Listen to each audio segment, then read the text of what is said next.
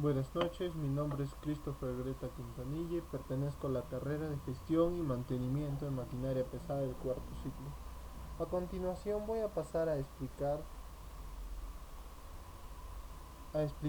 y analizar los sensores que presenta el motor C18. Este motor pertenece a la familia de los Caterpillar, es un motor diésel, el cual está usado para aplicaciones industriales, agrícolas y de construcción, tales como la pavimentación, astilladoras, entre otras.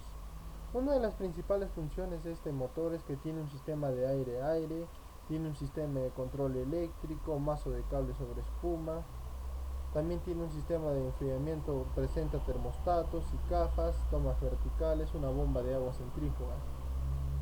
Su sistema de combustible es una inyección muy ahí, un filtro de combustible primario, entre otras, ¿no? Ahora, a continuación voy a pasar a visualizar, como podemos visualizar acá, este es el motor C18, acá lo podemos apreciar un poco más. Estos motores en la actualidad trabajan mucho con lo que son los sensores.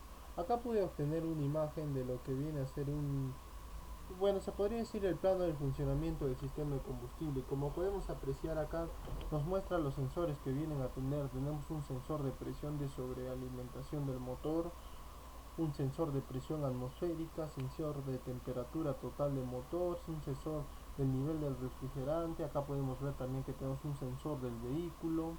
Acá podemos ver que hay también un sensor de posición del acelerador.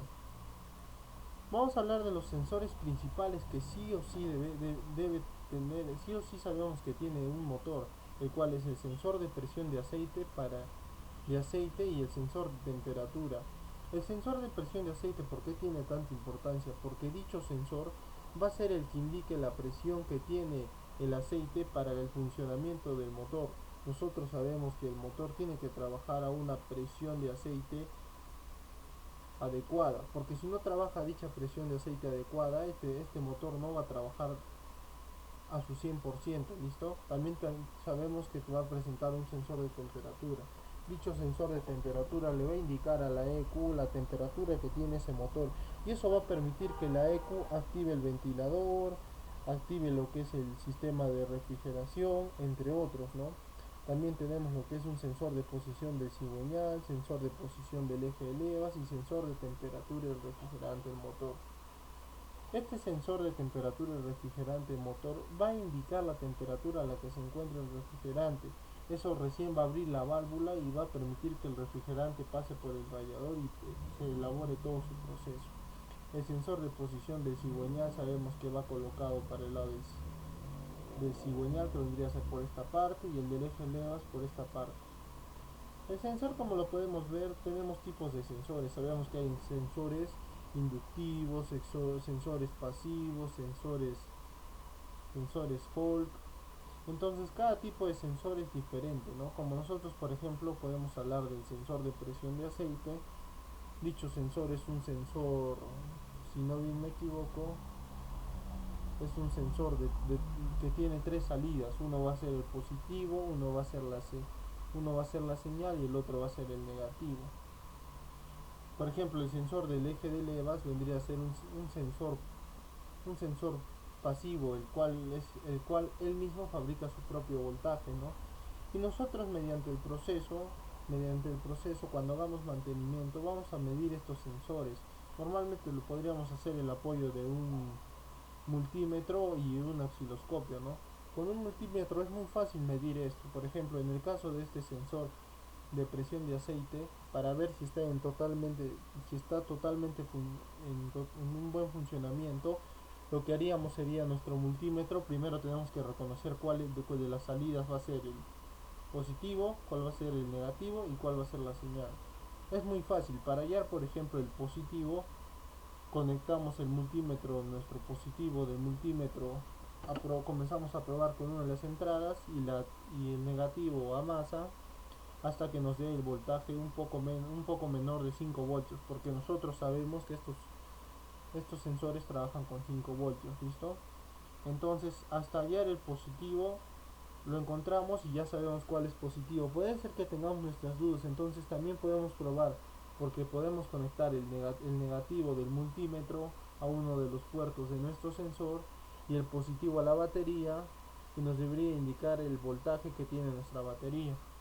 Ahora nosotros sabemos que el positivo va a botarnos una señal de un poco menos de 5 voltios. El negativo a través del método que les dije nos debería dar el voltaje de la batería, y en este caso al poner el positivo del multímetro con el positivo y el negativo del multímetro con el negativo, ahí tendríamos lo que es la señal, ¿no?